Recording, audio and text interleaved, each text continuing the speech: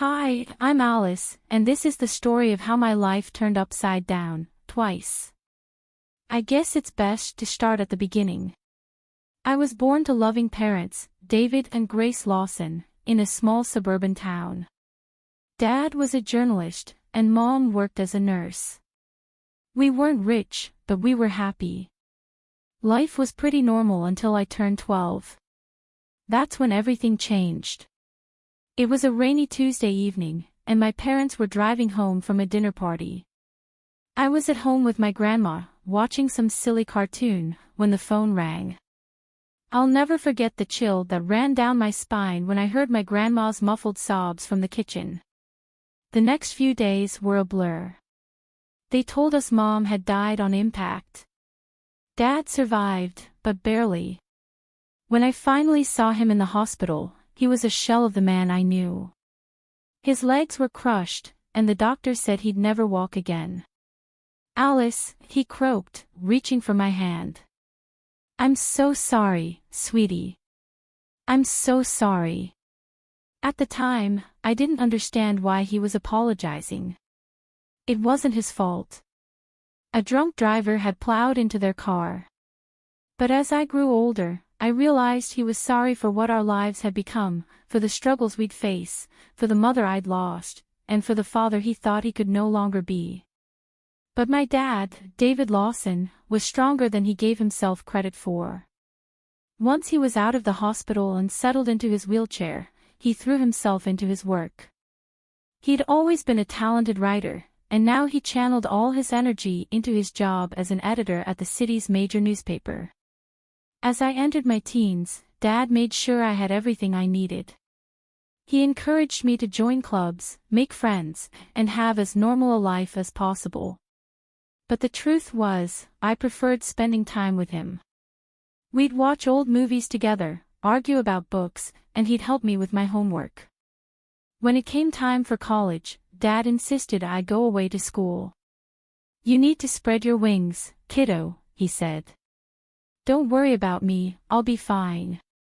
I was hesitant, but I knew he was right. So, off I went to State University, majoring in accounting. It was there that I met Jessica, who would become my best friend. Through her, I met her second cousin, Trevor.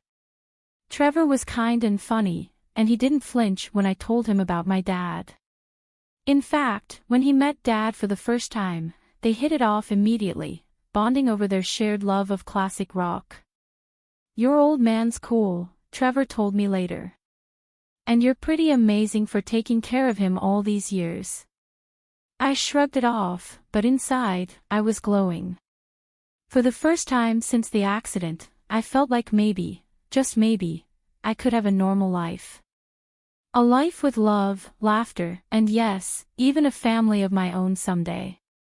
After graduation, life seemed to fall into place, like pieces of a puzzle. I landed a job at the local tax service, and Trevor began working as a long-haul truck driver. We dated for 2 years before he proposed on a crisp autumn evening in the park where we had our first date. I was over the moon, but there was one thing I needed to make clear. "Yes, Trevor, but I can't leave my dad. He needs me." Trevor's face lit up with a wide grin. "I wouldn't have it any other way. We'll all live together. Your dad's apartment is big enough for the 3 of us, right?" The wedding was small but beautiful. Dad insisted on wheeling himself down the aisle to give me away. There wasn't a dry eye in the house. As I stood there, hand in hand with Trevor, I felt like I was living a fairy tale. But every fairy tale has its villains, and mine came in the form of my mother-in-law, Sophia, and sister-in-law, Rose. From the moment I met them, I could tell they didn't approve of me. "So, your father is handicapped?" Sophia asked during our first meeting, her nose wrinkling as if she smelled something unpleasant. "He's disabled," I corrected, trying to keep my tone neutral. "But he works as an editor." "How nice," she interrupted, clearly uninterested. "Trevor, darling, are you sure about this? There are so many nice girls from good families." I felt my face flush with anger and shame, but Trevor, bless him, immediately jumped to my defense. Mom, Alice is from a good family. Her dad's disability doesn't change that. I love her, and that's all that matters. That shut Sophia up, but I could see the disapproval lingering in her eyes. Rose, taking cues from her mother, was equally cold toward me. After the wedding, true to his word, Trevor moved in with Dad and me. Our life settled into a comfortable routine. I'd go to work at the tax office, Trevor would be on the road for days at a time, and when he was home, we'd all have dinner together. But whenever Sophia and Rose visited, the atmosphere in our home changed. They'd strut around like they owned the place, barely acknowledging Dad's presence. Once, I overheard Sophia muttering to Rose, "It's a shame. Trevor could have done so much better. Now he's stuck with this girl and her crippled father. What if they have children? Can you imagine the genes?" I was furious, but I bit my tongue for Trevor's sake. I tried to keep the peace, but it was becoming harder and harder. One evening, after a particularly tense visit from Sophia and Rose, I broke down in tears. Trevor found me in our bedroom, sobbing. Hey, he said, pulling me into his arms. "What's wrong?"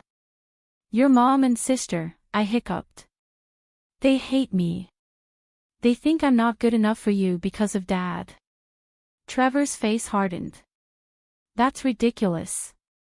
You and your dad are my family now. If they can't accept that, it's their problem, not ours."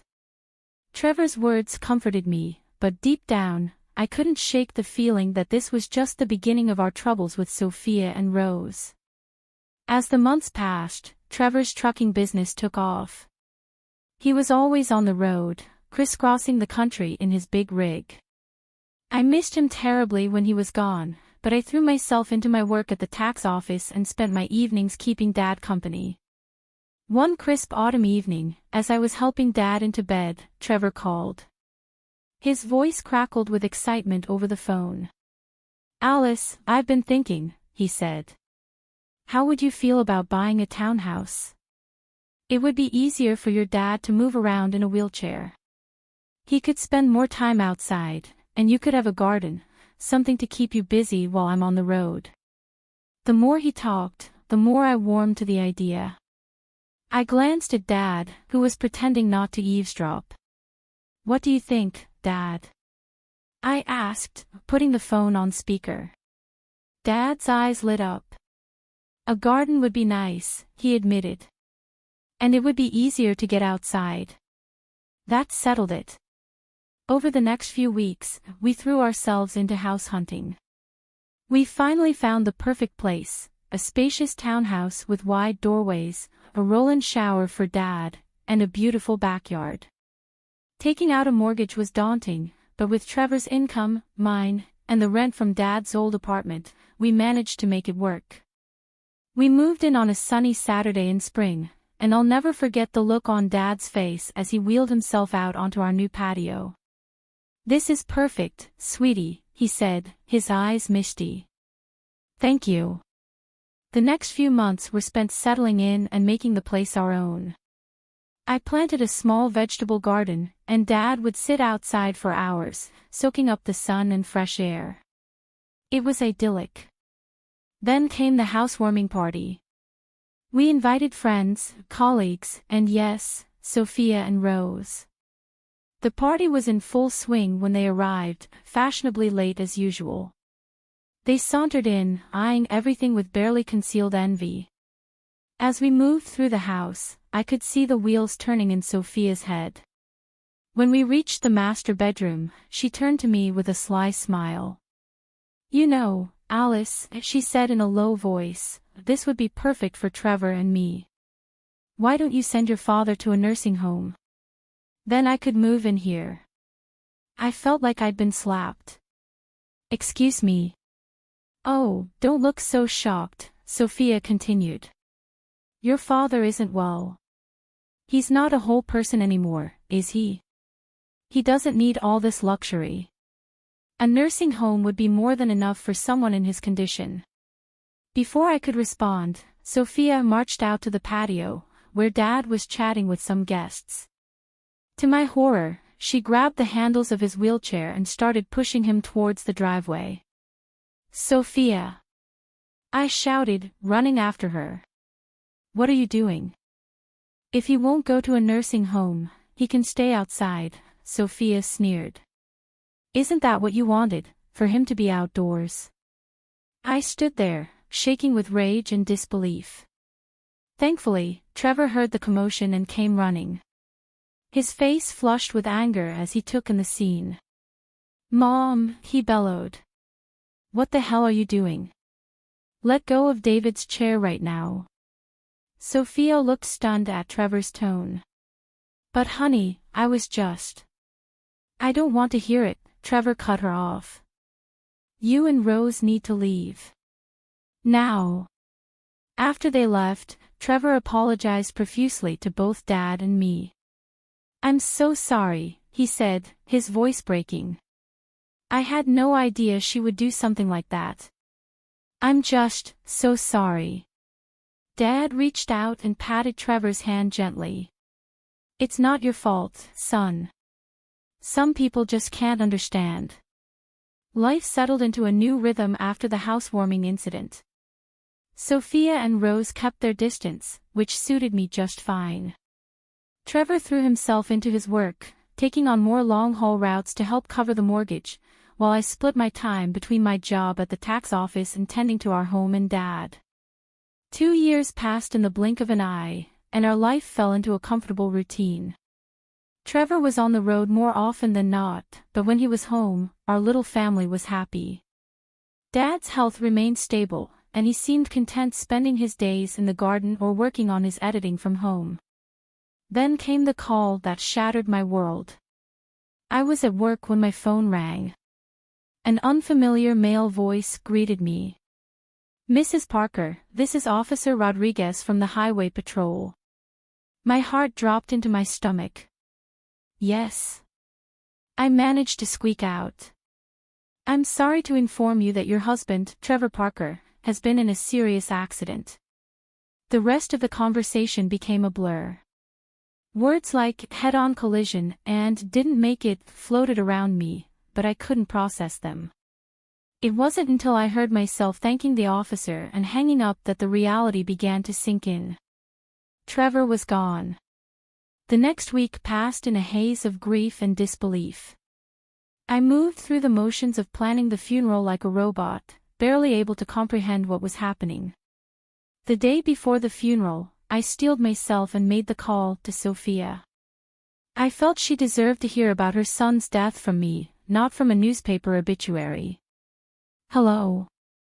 Sophia's sharp voice answered.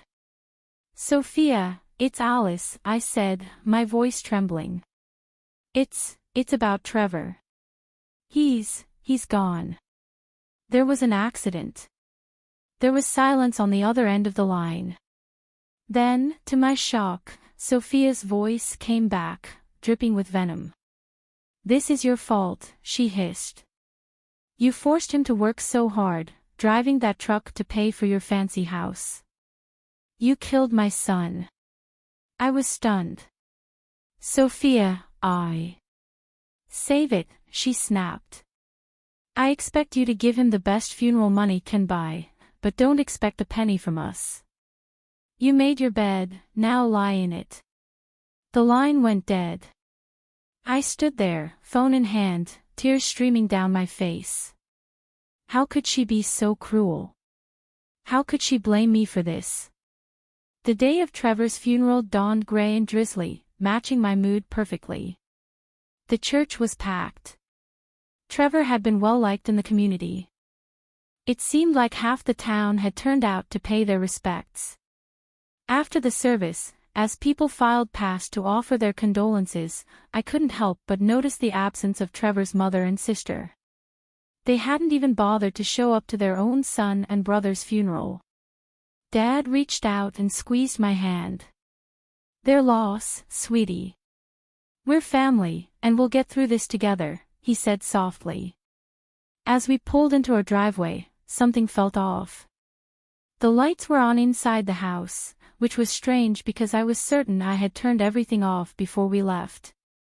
"Did you leave any lights on, Dad?" I asked, frowning. He shook his head. "No, I don't think so." As we got closer, I saw movement inside the house.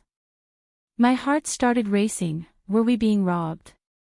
And on the day of Trevor's funeral, no less. I helped Dad out of the car and into his wheelchair, my mind spinning. Should I call the police? But as we approached the front door, I heard familiar voices inside. My blood ran cold as I recognized them. I pushed open the door to find Sophia and Rose in our living room, surrounded by boxes and pieces of furniture. "What the hell is going on here?" I demanded, my grief momentarily forgotten in the face of this outrageous intrusion. Sophia turned to me, her face a mask of false sympathy. "Oh, Alice dear, we're just helping you pack up. After all, you can't possibly afford to keep this place now that Trevor's gone." I was speechless. Rose chimed in with her sickeningly sweet voice, "Don't worry, you can go back to your father's apartment. It's cozy." I could feel the rage building inside me. "Get out," I said, my voice low and dangerous. "Get out of my house right now." Sophia had the audacity to look offended. "This house belongs to us now. All of Trevor's property does. We're his family, after all." "Like hell you are." I exploded. "Where were you today?" "At his funeral." "Oh, that's right, you couldn't be bothered to show up." Sophia waved her hand dismissively. "We were busy making arrangements. Now, be a good girl and start packing. We'll have you out by tomorrow." I couldn't believe what I was hearing. These women hadn't shed a tear for Trevor, hadn't even attended his funeral, and now they were trying to kick us out of our home. "I'm calling the police," I said, pulling out my phone. Sophia and Rose exchanged worried glances. They clearly hadn't expected me to fight back. "Now, Alice," Sophia began, but I cut her off. "No. You have exactly 5 minutes to get out of my house before I call the cops. This is my home.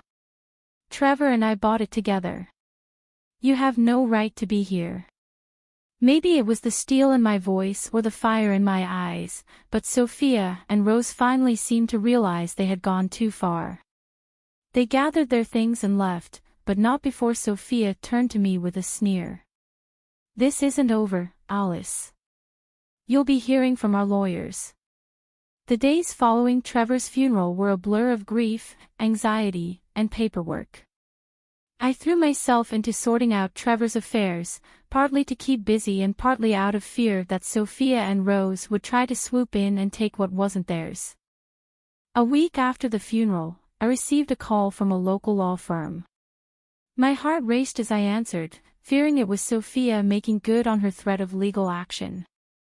"Mrs. Parker?" a crisp, professional voice asked. "This is Tom Anderson from Anderson and Partners. I'm calling regarding your late husband's will." A glimmer of hope flickered inside me. His will.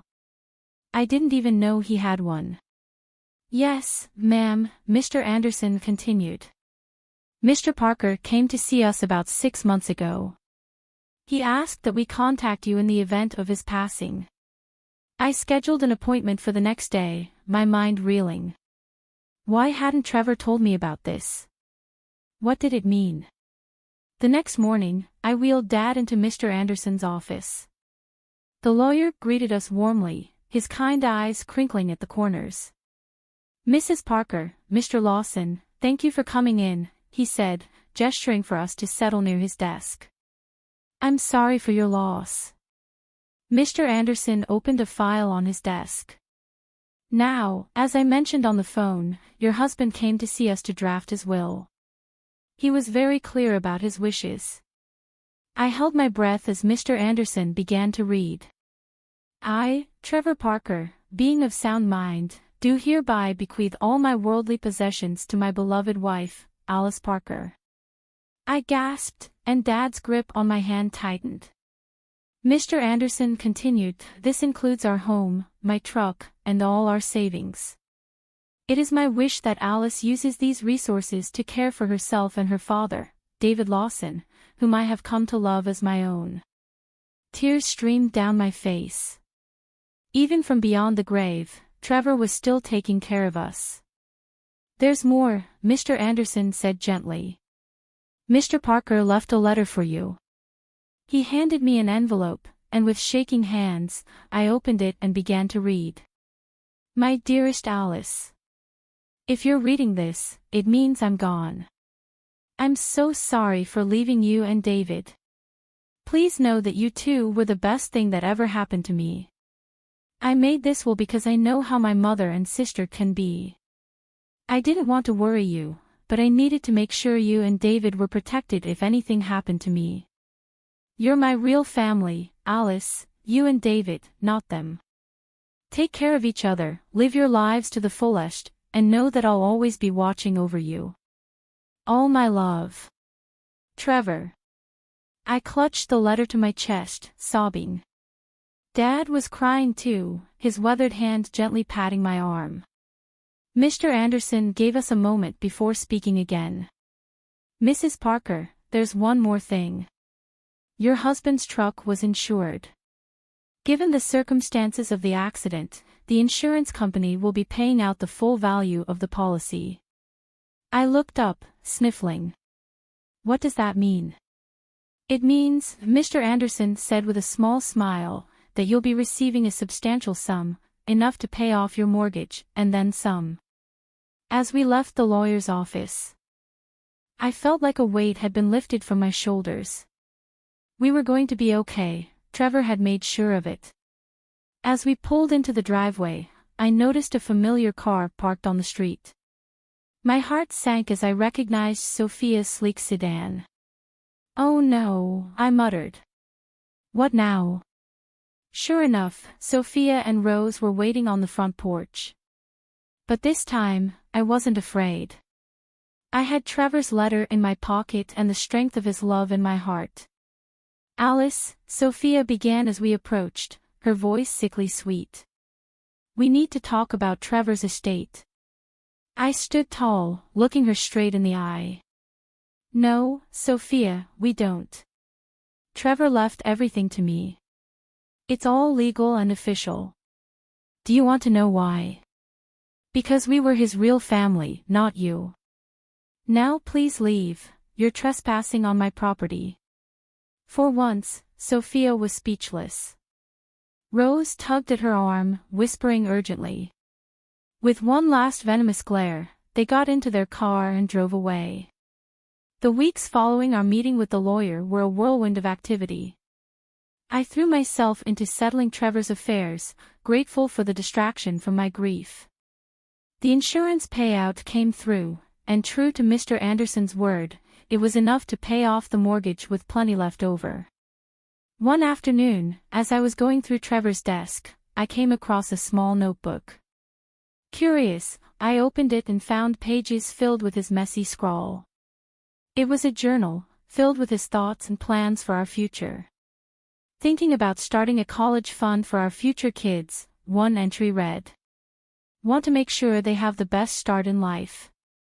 My heart clenched. We had talked about having children someday but had decided to wait until we were more financially stable. Now, reading Trevor's private hopes and dreams, I felt a fresh wave of grief wash over me. Oh, Trevor, I whispered, clutching the notebook to my chest. We had so many plans. That night, I tossed and turned, unable to sleep. My mind kept drifting to the journal, to the future we'd never have. When I finally drifted off, I dreamed of Trevor. He was smiling, holding out his hand to me. It's okay, Alice, he said in my dream. Everything's going to be all right. I woke up the next morning feeling different. I couldn't quite put my finger on it, but something had changed. As I got ready for work, a wave of nausea hit me, and I barely made it to the bathroom in time.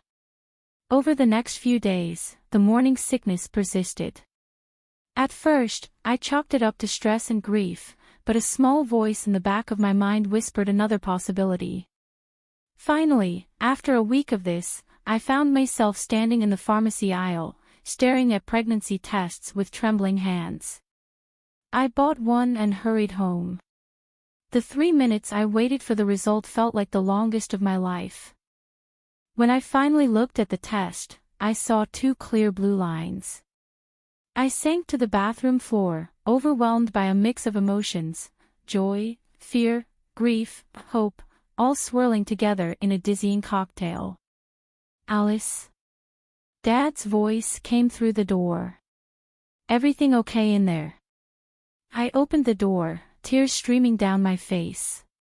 His expression shifted instantly from concern to alarm. "What's wrong, sweetie?" he asked. I held up the test, my hand trembling. "I'm pregnant, Dad." I collapsed into his arms, sobbing. He held me, stroking my hair like he used to when I was a little girl. "It's okay," he murmured. "It's going to be okay. You're not alone, Alice. And this baby is a gift, a piece of Trevor that will live on." His words struck a deep chord within me. This baby was a part of Trevor, a continuation of our love. The fear that had gripped me began to recede, replaced by a fierce determination. "You're right," I said, wiping my eyes. "This baby is a gift, and we're going to be okay." Dad smiled, his eyes crinkling at the corners. "That's my girl. Now let's get you something to eat. You're eating for 2 now, after all." As we made our way to the kitchen, I felt a sense of hope blooming in my chest. The road ahead would be challenging, but with my father by my side and Trevor's child growing inside me, I knew we could face anything. As my belly grew with our child, I found strength I never knew I had. Dad was my rock, always there with a kind word or a helping hand. We settled into a new routine, just the 2 of us, eagerly anticipating the arrival of the newest member of our little family. One sunny afternoon, as I was tending to the garden Dad and I had planted together, I heard a car pull up. My heart sank as I recognized Sophia's sedan. What could they possibly want now? I made my way to the front of the house, one hand instinctively cradling my swollen belly. Sophia and Rose stood on our porch, looking uncomfortable and slightly desperate. "Alice," Sophia began, her voice lacking its usual sharpness, we need to talk to you." I raised an eyebrow but said nothing, waiting for her to continue. Rose chimed in, her eyes darting around nervously. "We've hit some hard times," she stammered. "We were wondering if we could stay in your father's old apartment, just until we get back on our feet." I couldn't believe what I was hearing. After everything they'd put us through, they had the audacity to ask for more. "I'm sorry," I said, my voice firm but calm. "That's not possible. I don't want to communicate with you anymore." Sophia's eyes narrowed as they fell on my pregnant belly. Her face twisted with a mix of shock and disgust. "You're pregnant," she spat. "Already? You little prostitute. I can't believe you've already found a new man. Trevor's body isn't even cold in the ground." A surge of anger welled up inside me, but I pushed it down. I didn't want to explain that it was Trevor's child. I didn't want my baby to have such a grandmother and aunt. Instead, I smiled a small, secretive smile that seemed to unnerve Sophia even more. "My personal life is none of your concern," I said calmly. "Now I think it's time for you to leave." Sophia looked like she wanted to say more, but something in my expression must have stopped her. She turned on her heel, grabbing Rose's arm, and I watched as they drove away, feeling a sense of peace wash over me. I had stood my ground, protected my family, and maintained my dignity. Trevor would have been proud.